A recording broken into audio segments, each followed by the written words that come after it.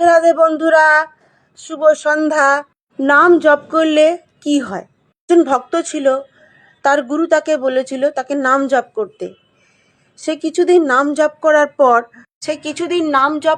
পর সে গুরুর কাছে বলল, আমি বহুদিন নাম জপ করছি, কিছু পাচ্ছি না। তখন গুরুদেব বলল যে তুমি নিরন্তর নাম জপ করো, আমি বলে দেবো, তুমি নাম জপ করো।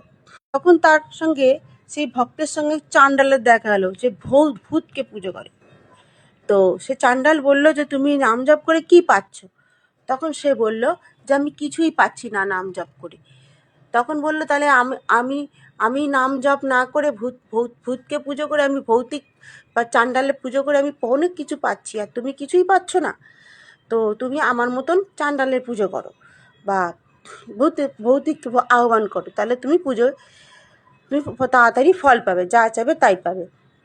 এবার যখনই সে পুজো করে ডাকে, তখন কিন্তু সে কোনো ফল পাচ্ছে না।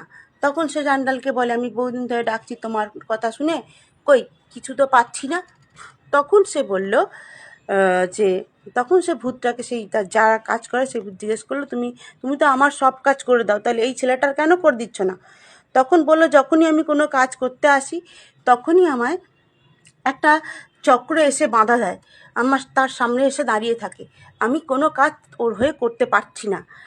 তখন তার গুরুর কথা মনে পড়ল যে নাম জপ করার ফলে কি হয়, সেই চক্র এসে ভগবান তাকে সুরক্ষিত করে রেখে দিয়েছে, যাতে সে ভুল পথে না যেতে পারে।